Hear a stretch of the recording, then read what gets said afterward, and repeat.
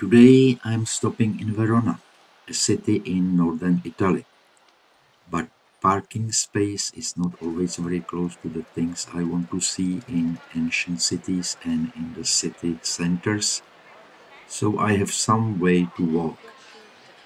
The city is famous for being the setting of Shakespeare's Romeo and Juliet, and that's what it's known for to most of the foreign tourists, I suspect. Maybe you saw Shakespeare's play or one of the many movies, most of them called, of course, Romeo and Juliet, but not all. There is at least 12 movies inspired by Shakespeare's Romeo and Juliet.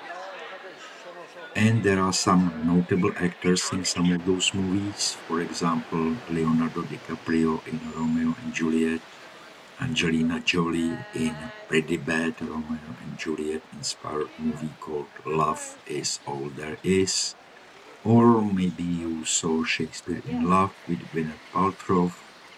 There is even an animated version of Romeo and Juliet with some pretty famous actors, or their voices, I should say. Or maybe you saw action thriller Romeo Must Die, and so on. A 14th century residence with a tiny balcony overlooking a courtyard is said to be Juliet's house. And after you buy an entrance ticket and wait in a long line on most days, you can step on Juliet's house balcony and take a selfie. I like Shakespeare as much as the next guy, but given that Romeo and Juliet are fictional characters, plus I'm not very fond of the selfie crowd and definitely not in favor of long waiting in line. So I am not going to look and visit the place. If you want to see it, I suggest you look at other videos on YouTube. I bet that there are tons of them. But I think that all this may be different to Italians because the city is rich in Roman antiquities. The city is also known as Little Rome.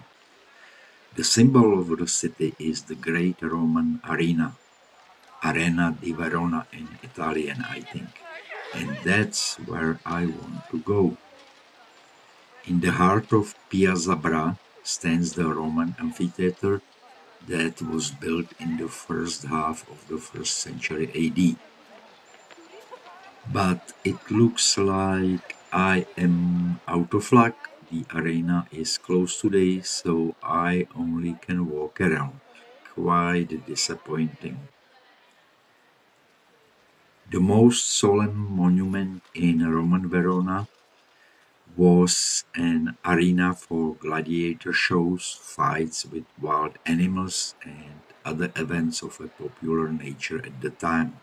It was built from blocks of marble, namely between the end of the empire of Augustus and the empire of Claudius. Today, the arena is still used for concerts, operas, festivals, and similar events, but not for gladiator shows. For that, we have the Hollywood movies nowadays. And even Pope Francis was in Verona to chair the Arena of Peace event held there. Thousands of people converge on the medieval city to see it. When it's not playing host to those events, it's open for visitors to wander the historical site and get a feel for how life would have been thousands of years ago. And Verona Arena is a UNESCO World Heritage Site.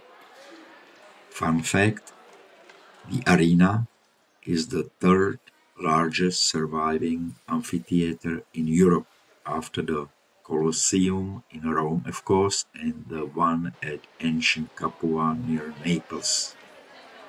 It is very well preserved and had an original seating capacity of about 30,000 people. The Romans built their arena outside the city walls, embellishing it with pink and white limestone.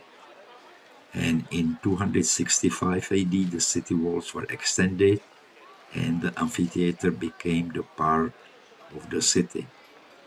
In 1117, the outer ring was largely destroyed by a very strong earthquake, but otherwise it withstood the ravages of time extremely well and is one of the world's best preserved amphitheaters of the Roman period. So, since I couldn't get in for unknown reason to me, maybe some restorations or preparations for some big event, this will be probably the end of today's video. So, thank you for your time. Thank you for watching. Take care. Goodbye.